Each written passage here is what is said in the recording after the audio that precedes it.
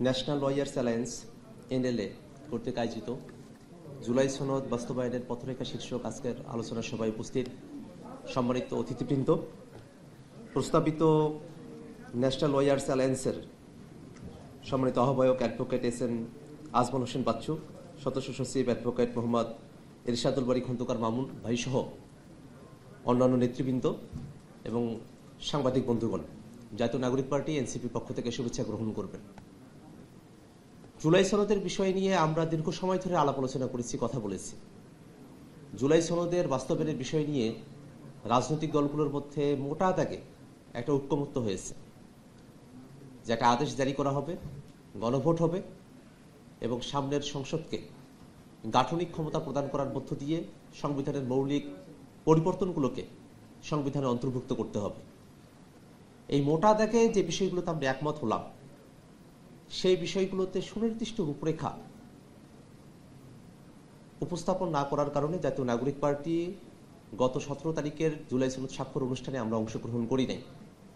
কিন্তু আমরা বারবার বলেছি যে আলোচনার মধ্য দিয়েই এই সংকটের সমাধান হওয়া সম্ভব। আমরা কমিশনের সঙ্গে আবারও আলোচনায় বসেছিলাম এবং কমিশন তাদের মেয়াদকালে সরকারের কাছে একটি সুপারিশ তারা উপস্থাপন করেছেন। আমরা দেখেছি যে সুপারিশ উপস্থাপন করার পরে যারা জুলাই সনদ আমরা স্বাক্ষর না করার কারণে, এনসিপি জুলাই সনদ স্বাক্ষর না করার কারণে রাজনীতি থেকে হারিয়ে যাবে এমন বক্তব্য দিয়েছেন, ঠিক তারাই এখন এসে বলছেন যে ঐক্যমত্য কমিশন তারা নাকি ফাউল খেলে হাত দিয়ে গোল দিয়েছেন। অথচ বিষয়টি কিন্তু এমন হওয়ার কথা ছিল না। বিষয়টা হওয়ার কথা ছিল এটাই যে এনসিপি, বিএনপি, জামাত, ফেসিবাদ বিরোধী সকল পক্ষ, সরকার, ঐক্যমত্য কমিশন, আমরা সকলে মিলে পুরনো যে ব্যবস্থা, পুরনো যে দল, তাদেরকে আমরা গোল দেব। কিন্তু বিএনপি ওই পুরনো দলে জয়েন করে নিজেরা গোল খাওয়ার বেদনা নিয়ে এখন ঘুরছে। এটা হওয়ার কথা ছিল না। এই নতুন বাংলাদেশে আমরা সবাই মিলে নতুন করে গড়ব, এটাই আমাদের সকলের প্রত্যাশা ছিল। এই বাংলাদেশে 24-এর যখন অভ্যুত্থান হয়, সেই অভ্যুত্থানের সময়কালে মানুষের প্রত্যাশা শুধু এতটুকুই ছিল না যে হাসিনার রেজিমকে মানুষ উৎখাত করবে এবং আগেকার মতো করে দেশটা চলতে থাকবে, এতটুকু শুধু মানুষের প্রত্যাশার জায়গা ছিল না। কারণ মানুষেরা দেখে এসেছেন যে এই বাংলাদেশের সংকট যেমন নেতৃত্বের সংকট, তেমন ব্যবস্থারও সংকট। শুধুমাত্র নেতৃত্বকে পরিবর্তন করে ব্যবস্থাকে টিকিয়ে রেখে বাংলাদেশের গুণগত পরিবর্তন করা সম্ভব নয়।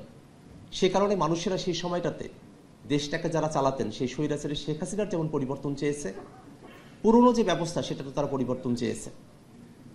আমরা জুলাই সনদের মধ্য দিয়ে সেই পুরনো ব্যবস্থা থেকে পরিবর্তনের জন্য একটা জায়গা পর্যন্ত আমরা উত্তীর্ণ হতে পেরেছি। আমরা কিন্তু সবটা পুরনো ব্যবস্থার সবকিছুকে আমরা কিন্তু উৎখাত করতে পারি নাই, এটা আমাদের সকলের ব্যর্থতার জায়গা। কিন্তু যতটুকু আমরা অর্জন করেছি জুলাই সনদের মধ্য দিয়ে, ঠিক ততটুকুও যদি বাংলাদেশে বাস্তবায়ন করা না হয়, ততটুকুও যদি বাংলাদেশে বাস্তবায়নের পথে একটা অন্তরায় তৈরি করা হয়, তাহলে এত মানুষের জীবন দেওয়া, এত মানুষের রাজপথে আসা, রক্ত দেওয়া এবং এত দীর্ঘদিনের আমাদের প্রত্যাশার জায়গা, সব কিছুতে একটা গুড়ে বালি পরিস্থিতি তৈরি হবে। আমরা এমনটা আর চাই না। সরকার গত সপ্তাহে রাজনৈতিক দলগুলোকে নিজেদের মধ্যে আলাপ আলোচনা করার জন্য 1 সপ্তাহ সময় বেঁধে দিয়েছিলেন, সে সময় শেষ হওয়ার পথে। কিন্তু আমরা দেখেছি যে সরকার আসলে তাদের যে কর্তব্য, যে ম্যান্ডেটের ভিত্তিতে তারা ক্ষমতাপ্রাপ্ত হলেন, যে তারা সংস্কার বাস্তবায়ন করবেন এবং সংস্কার বাস্তবায়ন করবেন জন্যই এ সরকারটা তত্ত্বাবধায়ক সরকার না, একটা অন্তর্বর্তীকালীন সরকার। সেই দায়িত্বের জায়গাটা সরকার হয়তো ভুলে বসেছে। কেননা তারা এখন শুধুমাত্র নির্বাচন এবং নির্বাচন কিভাবে আয়োজন করা যেতে পারে এবং তারা কিভাবে নির্বাচন দিয়ে নিজেরা দায়িত্ব থেকে অব্যাহতি পেতে পারেন, সেই ধরনের একটা পথ খোঁজার চেষ্টায় তারা রয়েছেন। কিন্তু এই সরকার যখন গঠন করা হয়, তখন কিন্তু আলাপটা এই জায়গায় ছিল না। এই সরকারের অন্যতম বড় কর্তব্যের জায়গা বিচার, সংস্কার এবং নির্বাচন।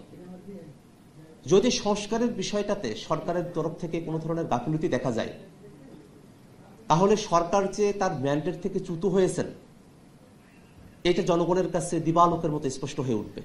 তো আমরা সরকারের কাছে আহ্বান জানাবো, আপনারা যে ম্যান্ডেট নিয়ে ক্ষমতায় বসেছেন সেই ম্যান্ডেটের অন্যথা আপনারা করবেন না। জনগণের পক্ষে থেকে জুলাই সনদ বাস্তবায়নের জন্য কার্যকর পদক্ষেপ আমরা অতি দ্রুত সময়ের মধ্যে আপনারা গ্রহণ করেছেন, সেটা আমরা দেখতে চাই। সংবিধান নিয়ে নানা ধরনের কথা হয়, কিন্তু বাস্তবতা তো এটাই যে এই বাংলাদেশে 5 আগস্টে ছাত্র জনতা যখন বিজয় অর্জন করলো, তারপরে 3 দিন এদেশে কোনো সরকারই ছিল না। কোথায় ছিল সংবিধান, কোথায় ছিল সরকার? ওই 3 দিনের কথা আপনাদের মনে পড়ে না কেন? সেই 3 দিন তো কিছুই ছিল না, কিন্তু দেশের মানুষেরা তো শান্তিতে বসবাস করছিল। সেই দেশের মানুষেরাই তো আমরা এখনো আছি। কেন আমরা সেই পুরনো সংবিধানের ফাঁদে পড়ে আমাদের সমস্ত আশা আকাঙ্ক্ষাকে, পরিবর্তনের লক্ষ্যকে আমরা জলাঞ্জলি দেব? এই সংবিধানের ততটুকুই কার্যকর আছে যতটুকু বিপ্লব পরবর্তী বাংলাদেশে স্থিতিশীলতার জন্য প্রয়োজন। এর অতিরিক্ত কোনো কিছু এই সংবিধানে আর কার্যকর নাই। আমরা স্থিতিশীলতা চেয়েছি, ছাত্র জনতা স্থিতিশীলতা চেয়েছি বিধায় আলাপ আলোচনার মধ্য দিয়ে দেশটাকে গড়ার আমরা সিদ্ধান্ত নিয়েছি। কিন্তু যদি ছাত্র জনতাকে তাদের স্থিতিশীলতা চাওয়াকে দুর্বলতা হিসেবে দেখা হয়, যদি স্থিতিশীলতা চাওয়াটাকেই পরিবর্তনের পক্ষে বাধা হিসেবে এখন উপস্থাপনের নজির কেউ তৈরি করতে চান, আমরা তাদেরকে স্পষ্ট করে বলতে চাই, এই ছাত্র জনতা সব থেকে বড় স্বৈর শাসক, সব থেকে বড় ফ্যাসিস্ট হাসিনার বিরুদ্ধে তাদের গুলির বিপরীতে খালি বুক নিয়ে তারা দাঁড়িয়ে গিয়েছিলেন। অতএব নতুন বাংলাদেশকে পেছনের দিকে ফিরিয়ে নিয়ে যাওয়ার আর কোনো সুযোগ আমরা হতে দেব না।